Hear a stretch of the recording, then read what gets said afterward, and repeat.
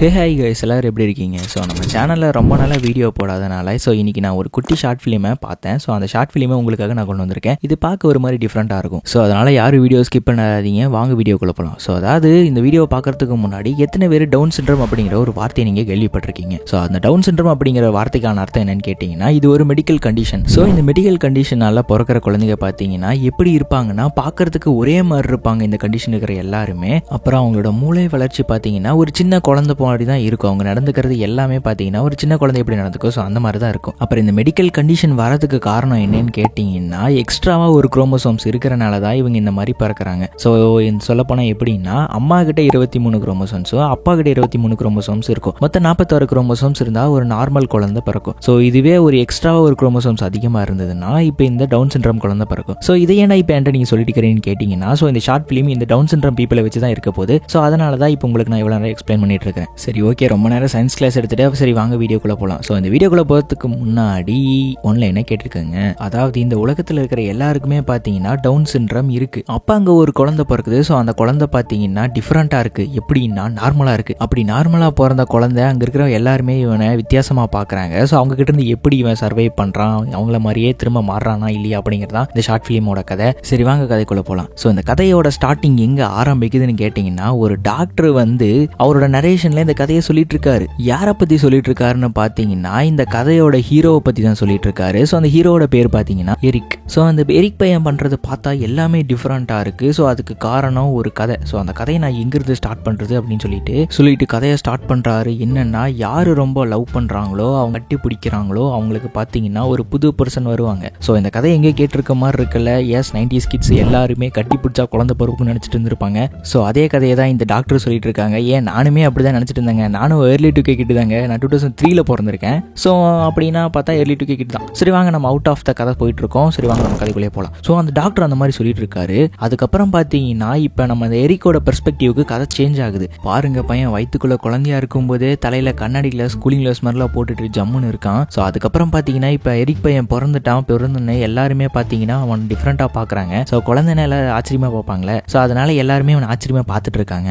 பார்க்கறது மட்டும் இல்லை, எல்லாருமே ஃபோட்டோ எடுக்கிறாங்க. ஏன் நர்ஸு கூட ஃபோட்டோ எடுக்கிறாங்க. ஸோ அப்படியே அந்த குழந்தைய எடுத்துகிட்டு போயிடறாங்க. ஸோ டெலிவரி ஆகி கொஞ்ச நாள் கழிச்சு இப்போ அவங்க வீட்டுக்கே வந்துடுறாங்க. ஸோ வீடு பாருங்கள் டிஃப்ரெண்ட்டாக இருக்குது. ஸோ அதாவது டவுன் சிண்ட்ரோம் பீப்புளோட திங்கிங் எப்படி இருக்குன்னு சொல்லிட்டு இப்போ இந்த பில்டிங் மூலியமாகவே நமக்கு தெரியுது. பில்டிங்கை டிஃப்ரெண்ட்டாக கட்டியிருக்காங்க. அதுக்கப்புறம் அந்த ஹீரோ எரிக் பையனை வீட்டுக்கு கூட்டிகிட்டு வந்துடுறாங்க. ஸோ அவன் டிஃப்ரெண்ட்டாக இருக்கிறனால ஒவ்வொருத்தருமே தினமும் வந்து அவனை வீட்டில் வந்து பார்த்துட்டு போகிறாங்க.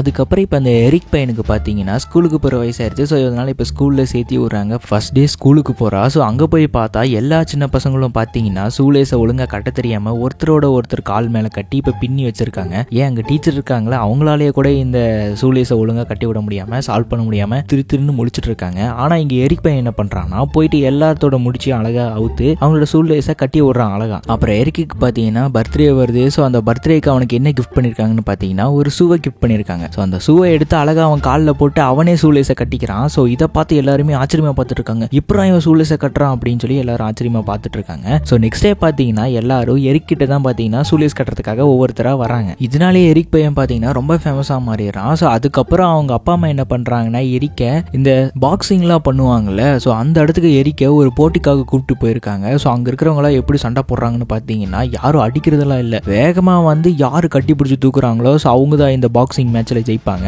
இந்த மாதிரி தான் ஒருத்தர் இப்போ என்ன பண்ணுறாருனா வேகமாக வந்து கட்டி பிடிச்சி தூக்கிறாரு. ஸோ அதனால் அவர் ஜெயிச்சிட்டாருன்னு சொல்லி அனௌன்ஸ் பண்ணிடுறாங்க. ஸோ இப்போ அடுத்து எரிக் தான் போகணும். எரிக் பார்த்தீங்கன்னா ரொம்ப பயந்துட்டு இருக்கு. ஆப்போசிட்டில் பார்த்தீங்கன்னா ஒரு பெரிய ஆள் வந்து எரிக்கோட சண்டை போடுறதுக்காக தயாராகிட்டு இருக்காரு.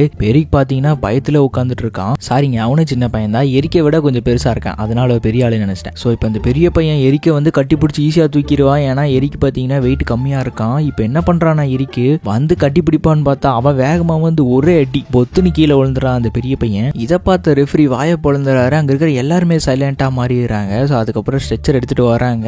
வந்து அந்த பெரிய பையனை தூக்கிட்டு போவாங்கன்னு பார்த்தா நம்ம எரிக்கை தூக்கிட்டு போயிடுறாங்க. என்னடா இது, எரிக்கை அப்புறம் எடுத்துகிட்டு போயிட்டு என்ன பண்ணுறாங்கன்னு பார்த்தீங்கன்னா ஹாஸ்பிட்டலில் விட்டு ரிசர்ச் பண்ணிட்டு இருக்காங்க. எதனால இந்த பையன் இப்படி டிஃப்ரெண்டாக நடந்துக்கிறான் அப்படிங்கிற மாதிரி அங்கே இருக்கிற டாக்டர்ஸ் எல்லாம் மண்டையை பிச்சுட்டு இருக்காங்க. அதுக்கப்புறம் ஒரு வழியாக கண்டுபிடிச்சிடறாங்க. என்னன்னா இவன்ட்ட ஒரு குரோமோசோம்ஸ் இல்லை, அது காணாமல் போயிடுச்சு. ஸோ அப்படின்னு சொல்லி சொன்ன உடனே எங்கள் வீட்டில் இருக்கிற அப்பா அம்மா என்ன பண்ணுறாங்கன்னா, எங்கே போயிருக்குன்னு சொல்லிட்டு அவங்க வீட்டில் இருக்கிற பாக்ஸு, பொட்டி படுக்கை எல்லாத்துலேயுமே தேடிட்டு இருக்காங்க. இங்கே இருக்கிற நர்ஸு உட்பட எல்லாருமே தேடுறாங்க அவனோட குரோமோசோம்ஸ் எங்கே போயிருக்குன்னு சொல்லி. அதுக்கப்புறம் இந்த பிரச்சனைக்கெல்லாம் ஒரே வழிதான் இருக்குன்னு சொல்லிட்டு இப்போ என்ன பண்ணுறாங்கன்னா, எரிக்க ஒரு போட்டில் கூட்டிகிட்டு போயிட்டு கழுத்தில் கைத்தெல்லாம் சுற்றி அப்படியே கல்லை தூக்கி கீழே போடுறாங்க.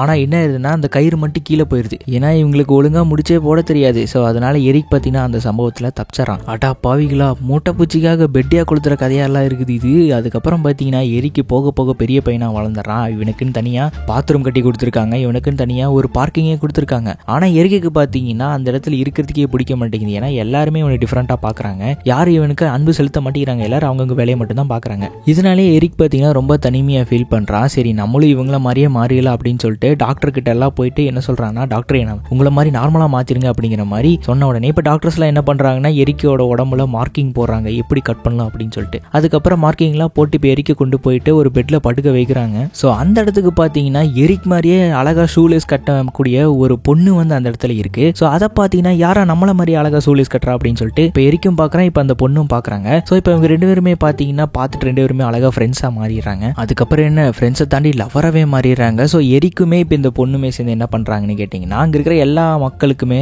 அவங்களுக்கு ஷூலேஸை கட்டி விடுறாங்க. ஸோ அதுக்கப்புறம் ஒரு நாள் ஷூலேஸ் கட்டி விட்டுட்டு இருக்கும்போது எரிக்கோட சைடு வந்து ஒருத்தரோட ஷூலை பார்த்தீங்கன்னா ஏதோ ஸ்டிக்கர் மாதிரி ஒட்டிருக்கு. ஸோ அதை பிரிச்சுட்டு இப்போ எரிக்கு என்ன பண்ணுறாருன்னா மட்டி ஒட்ட வைக்கிறாரு. ஸோ இது பரவாயில்லையே, இது நல்லா இருக்கே அப்படின்னு சொல்லிட்டு இப்போ என்ன பண்ணுறாங்கன்னா எரிக்கு இப்போ அவங்களோட ஒய்ஃப் ரெண்டு பேருமே சேர்ந்து என்ன பண்ணுறாங்கன்னா இப்போ இந்த டவுன் சிண்ட்ரோம் உள்ள எல்லாத்துக்குமே ஷூலேஸ் கட்டுறதான ஒரு பெரிய பிரச்சனையாக இருக்கும். ஸோ அதுக்கு நான் ஒரு தீர்வு கண்டுபிடிச்சிட்டேன்னு சொல்லிட்டு இப்போ என்ன பண்ணுறாங்கன்னா ஒரு புது ஷூவை இன்ட்ரடியூஸ் பண்ணுறாங்க. ஸோ அதுதாங்க வெல்க்ரோ ஷூ. இப்போ இந்த வெல்க்ரோவில் ஈஸியாக நம்ம ஒட்டி இழுத்தா போதும், ஷூலேஸ் எல்லாம் கட்டணும் அப்படிங்கிற அவசியம் இல்லை. ஸோ இது இவங்க கண்டுபிடிச்சனால அங்கே இருக்கிற மக்கள் எல்லாருமே பார்த்தீங்கன்னா இவங்களை ரொம்ப அப்ரிஷியேட் பண்ணுறாங்க, ரொம்ப பெருமையாக நினைக்கிறாங்க. ஸோ இனி எல்லாருமே ஷூலேஸ் கட்ட வேண்டிய பிரச்சனையே இல்லைன்னு சொல்லிட்டு இப்போ அவங்க ரெண்டு பேர்த்தையும் பாராட்டுறாங்க. ஸோ அதுக்கப்புறம் அந்த கடைசி அந்த டாக்டர் என்ன பண்ணுறாருன்னா அங்கே இருக்கிற ஒரு பெரிய டீ கிளாஸை ஸ்ட்ரா போட்டு உறிஞ்சு முடிச்சுட்டு கடைசியாக என்ன சொல்கிறாருன்னா, இந்த நார்மலான உலகத்தில் இவங்கள மாதிரி டிஃப்ரெண்ட்டான ஆட்களும் இருக்கிறது எங்களுக்கு ரொம்ப சந்தோஷமா இருக்கு, இவங்களாலேயும் எங்களுக்கு பயன் இருக்கு அப்படிங்கிற மாதிரி சொல்லிட்டு இப்போ அந்த டாக்டர் கதையை சொல்லி முடிக்கிறாரு. ஸோ இப்போ சொல்லுங்க மக்களே, ஸோ இந்த கதை உங்களுக்கு பிடிச்சிருந்ததா பிடிக்கலையா, எப்படி இருந்ததுன்னு சொல்லிட்டு. ஸோ இந்த மாதிரி டிஃப்ரெண்ட்டான கான்செப்டை உருவாக்கி இந்த மாதிரி கதையை எடுத்திருக்காங்க. அதாவது டவுன் சிண்ட்ரோம் பீப்புள்ஸ் பார்த்தீங்கன்னா அவங்க உலகத்தில் நம்ம நார்மலான பீப்புளை எப்படி அவங்க பார்க்குறாங்க அப்படிங்கிற மாதிரியான ஒரு குட்டி ஷார்ட் ஃபிலிம் இது. ஸோ இந்த ஷார்ட் ஃபிலிம் எப்படி இருந்தது அப்படின்னு சொல்லிட்டு கமெண்ட் செக்ஷனில் கமெண்ட் பண்ணுங்க. ஸோ இந்த மாதிரி நிறைய டிஃப்ரெண்ட்டான ஷார்ட் ஃபிலிம்ஸ் வேணும்னு நினைச்சீங்கனாலும் அதையும் நான் அடுத்தடுத்த வீடியோவில் போட ட்ரை பண்ணுறேன். ஸோ அதுக்கப்புறம் நம்ம சேனலில் வர கண்டென்ட் பிடிச்சிருக்குன்னு நினச்சிங்கன்னா மறக்காமல் சப்ஸ்கிரைப் பண்ணி நம்ம சேனலை சப்போர்ட் பண்ணுங்கள். தேங்க்யூ.